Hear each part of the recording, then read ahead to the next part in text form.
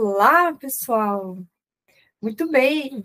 Eu estou aqui bastante ansiosa para falar com vocês sobre acidez, né?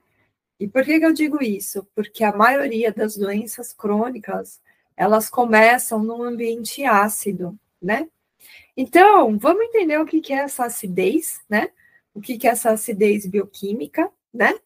Como é que ela interfere no organismo, para a gente entender os sinais e sintomas. E aí a gente pensar em estratégias homeopáticas usando os ácidos como forma de remédio, tá bom?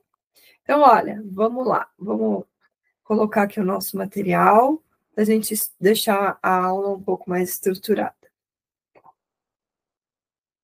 Muito bem, gente, então vamos lá. Vamos conceituar aqui o que é acidez, né? A acidez é a presença de uma maior concentração de íons de hidrogênios em alguma substância ou em um determinado meio, né? Ou seja, quanto mais hidrogênio nós temos, mais ácido está aquele meio, certo? Porém, aí a gente tem uma escala, né? A gente tem uma escala para medir essa quantidade de acidez que nós chamamos de escala pH. pH significa potencial hidrogeniônico. E essa escala varia de 0 a 14, né?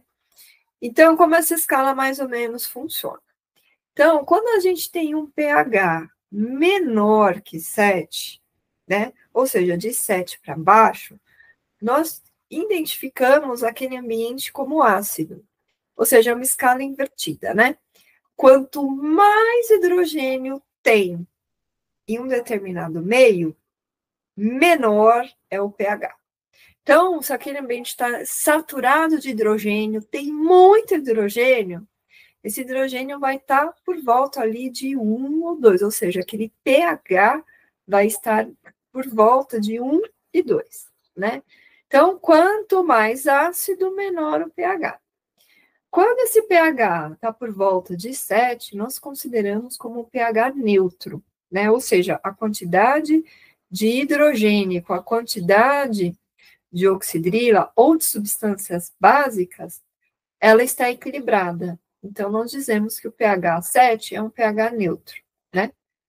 E um pH maior que 7, nós dizemos que tem pouco hidrogênio ali, ou seja, pouca acidez, né? Que aquele ambiente está se tornando alcalino ou se tornando básico, né?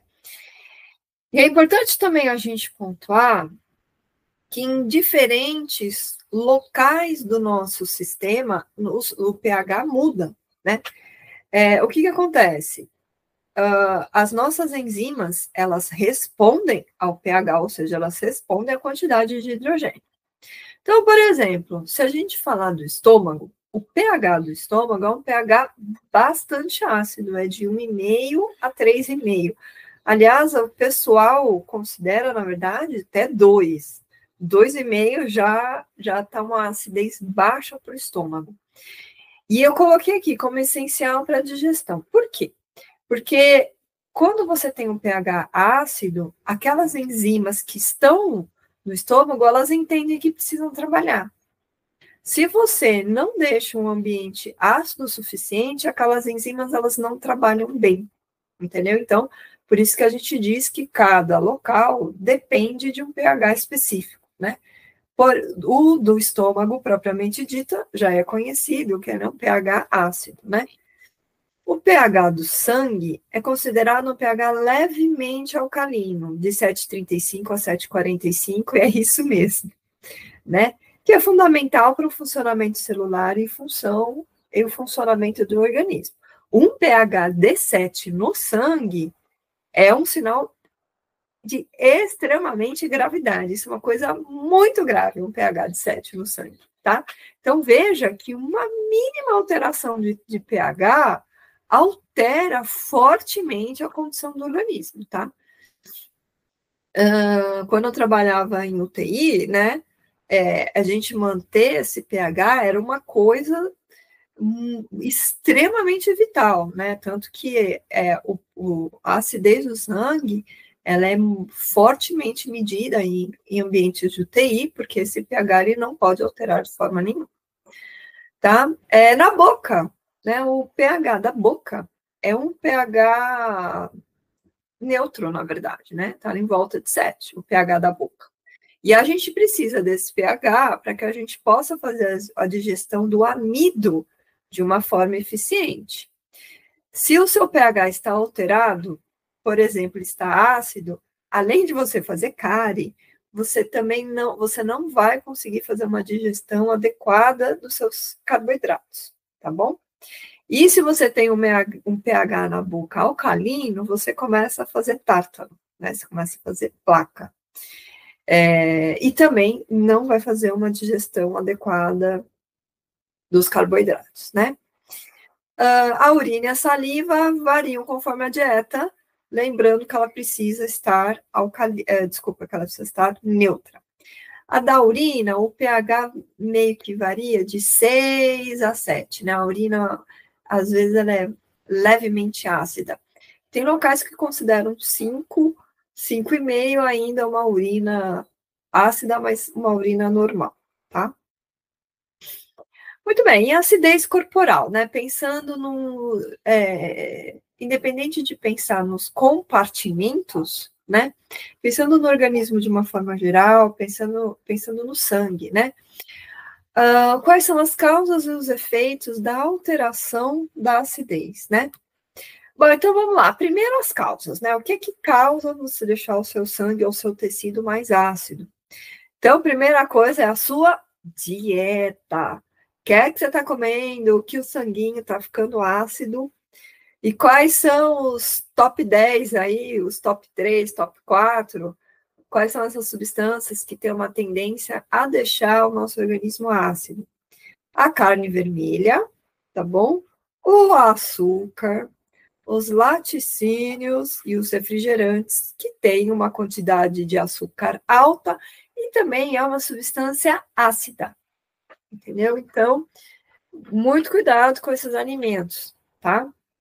Comer pouco e com moderação. Aqui, ó, uma causa, gente, muito difícil da gente ter controle, que pega aspectos emocionais, é o estresse crônico.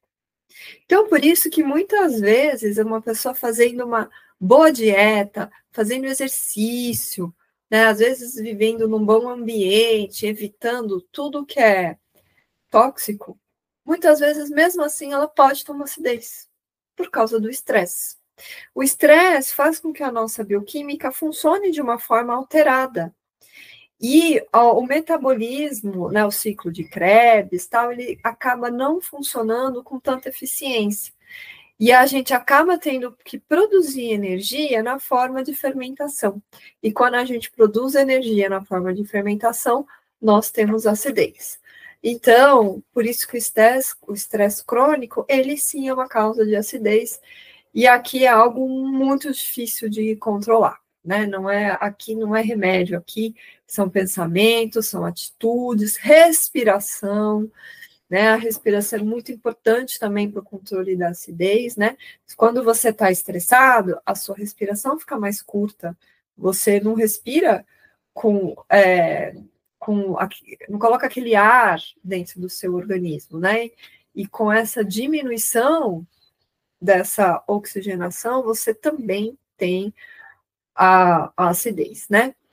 O sedentarismo, né? Muito importante aí esse sangue circular pelo organismo. E às vezes, gente, quebrar sedentarismo, às vezes você pode quebrar com coisas muito banais e com coisas prazerosas, né? Então, por exemplo, dançar, né? Fazer movimentos aleatórios dentro de casa, fazer movimentos simples como levantar o braço, abaixar o braço, colocar os braços para trás, espreguiçar, colocar as pernas para cima, né? Mesmo quem tem dor no joelho, problemas na perna, pode fazer exercícios deitado, né?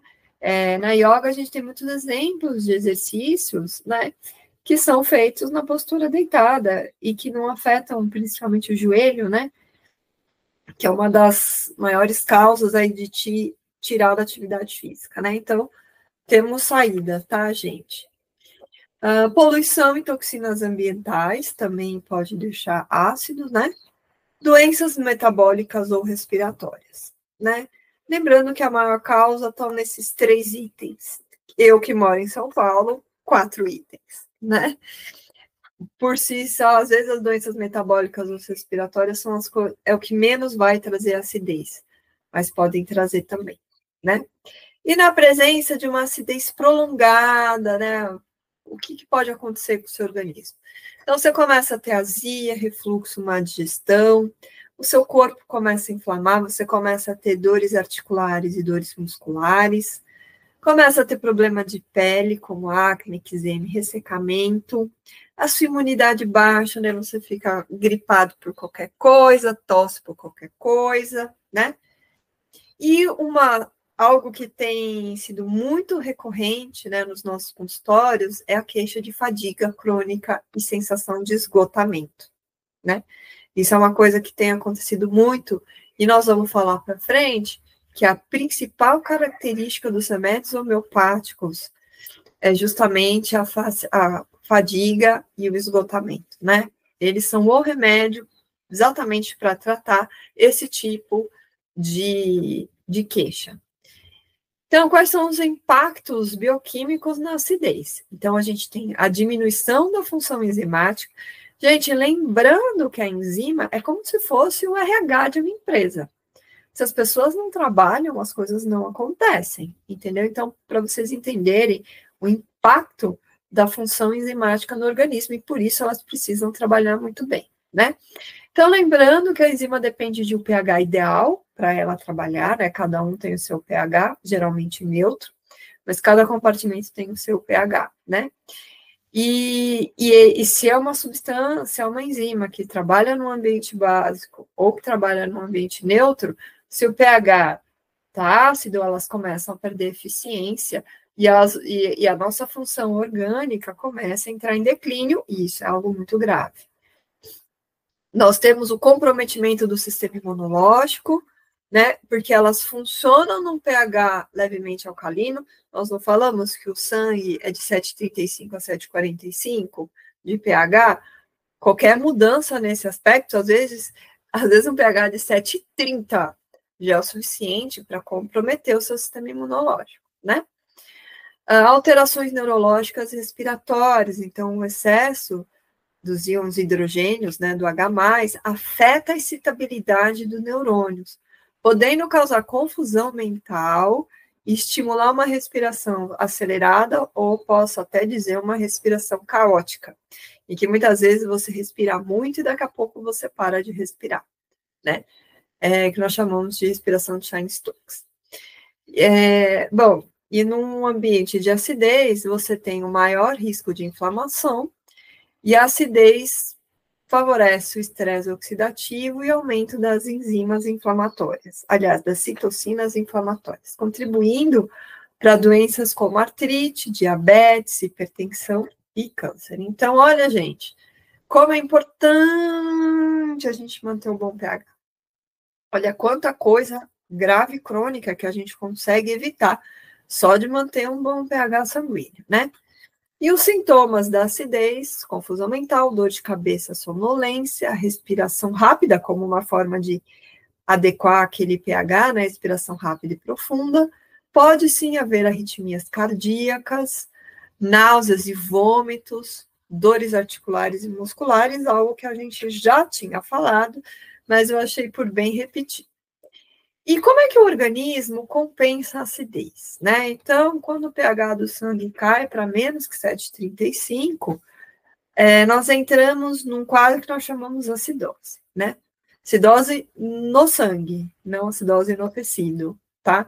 No tecido a gente não tem como medir, exceto se fazer uma biópsia, mas isso não é viável, né? Então, a gente acaba medindo só do sangue mesmo. Então, quando você tem uma alteração para menor de 7,35, o que o organismo faz? Ele você aumenta a respiração, com mais respiração você tem mais oxigênio, esse oxigênio vai lá, capta hidrogênio, transformando em ácido carbônico, esse ácido carbônico é um ácido que se decompõe muito rápido, e se transforma em água e CO2, né? Então, por isso que a respiração ajuda a sua produção de água, produção hídrica interna, e acaba aumentando o CO2, trazendo a estabilidade daquele lugar que estava ácido. Os rins excretam mais hidrogênio e reabsorvem o bicarbonato para a gente sair da acidez, né? Importantíssimo, que muito toca a gente. Minerais alcalinos, como cálcio, magnésio e potássio, são retirados dos ossos para neutralizar o excesso de ácido. Portanto, uma pessoa que está numa condição de osteoporose, provavelmente ela tem acidez. Quando a gente tem placas ateromas, né, dentro do nosso endotélio, o que a gente encontra lá? Cálcio. O que aquele cálcio está fazendo lá? Tentando diminuir a acidez daquele local, né? Então, é o momento que a gente pensar nessa questão de acidez, né? Então, ó, esse esforço constante, né, de você tirar esse cálcio, esse magnésio, esse potássio dos ossos, pode levar à desmineralização, ao enfraquecimento ósseo, né, levando a uma osteoporose, né? E como prevenir e aliviar a acidez e a acidose? Primeiro, uma alimentação alcalina, né, com frutas, vegetais, água com limão. Mas, professora, o limão não é ácido? Como é que ele é uma alimentação alcalina? Porque o limão, ele tem substâncias que, quando elas caem na corrente sanguínea e passam pelo processamento metabólico, elas ficam básicas. Então, por isso que o limão é considerado, apesar dele ter um sabor ácido, ele tem uma qualidade alcalina, tá? Mas, gente, frutas e vegetais, né, substâncias que têm muito magnésio, tem muito cálcio, tem muito fosfato, são alimentos alcalinos e fornece, portanto, substâncias que fazem o controle do hidrogênio, né? Então, por isso aí, uma alimentação vegetariana, eu não quero dizer vegetariana ausente de carne, mas uma alimentação que é rica em vegetais, né? Evitar alimentos ácidos, como a gente já falou, uma hidratação aqui, gente, ó, hidratação adequada. Quanto que a gente tem que hidratar? Quanto de água que a gente tem que tomar? Gente, é no mínimo 30 ml por quilo. É mínimo, tá bom? 30 ml por quilo. Então, gente, vejam cada um o peso de vocês e já preparem as suas devidas garrafinhas ou já prepara o garrafão. Eu já prefiro preparar o garrafão porque evita de eu tendo que abastecer toda hora a garrafinha e isso atrapalha a minha rotina. Exercício moderado diminui a acidez, faz o ciclo de crédito trabalhar melhor e o controle das nossas doenças crônicas, né? Em casos mais graves, os médicos, nossos colegas alopatas, eles administram bicarbonato intravenoso, eles fazem a correção da causa, como muitas vezes a própria diabetes e insuficiência renal, e o monitoramento é feito com exames de gasometria, né? Isso é muito comum em terapia intensiva. Lembrando, como o corpo tenta compensar a acidez, retira minerais alcalinos dos ossos e dos órgãos para neutralizar o pH. Ok? E o que eu quero dizer com isso? Às vezes pode ser interessante você suplementar essas substâncias no meio que está tendendo a acidez, né? Então, nós temos vários remédios, né? Sais de Schussler, por exemplo, que tem muito potássio, cálios, né? Que tem o cálcio, nós temos as calcárias, nós temos o magnésio, né? Então, a gente tem várias substâncias homeopatizadas que podem ajudar esse organismo que está em acidez, né? Lembrando que como o organismo está num momento ácido, né? Ele precisa de todas essas substâncias. Então, você pode montar um complexo, né? Um complexo com magnésio, um complexo com calcária, um complexo com cálcios, entendeu? Muitas vezes colocando um pouco de sulfuro, um pouco de fósforo, né? Um pouco de cloro, muriático, né? Para a gente fazer um equilíbrio de tudo isso, certo? Então, olha, como homeopata, além dos remédios das séries ácidas, que a gente vai seguir agora no nosso webinário, né, na nossa websérie, a gente também pode utilizar sais de Schussler, a gente pode utilizar, na verdade, qualquer medicamento do reino mineral que tenha magnésio, que tenha potássio, que tenha cálcio, e às vezes o próprio natron, né, também ajuda na regulação dessa acidez. Lembra da tabela periódica? Se a gente olhar à nossa esquerda da tabela periódica, a gente tem duas famílias.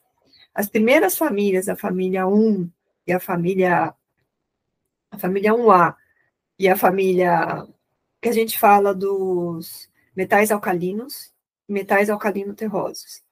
Metais alcalinos. Então, são metais que levam à alcalinização. Então, os elementos que estão na primeira tabela, na primeira coluna, e os elementos da segunda coluna, são elementos que deixam o sangue mais básico, um sangue mais alcalino. Então, a gente pode utilizar os sais que contêm essas substâncias como uma forma de ajudar o mecanismo alcalino, né? É isso. Vamos discutindo isso mais um pouquinho, né? No próximo vídeo, a gente vai ver a série do hidrogênio e como o hidrogênio funciona na sua forma homeopatizada, tá? A gente começa a homeopatia propriamente dito. Então, gente, ó, segue a gente para vocês não perderem o vídeo. É a nossa sequência aí, descobrir como é que o remédio homeopático à base de hidrogênio pode nos ajudar. Até o próximo vídeo.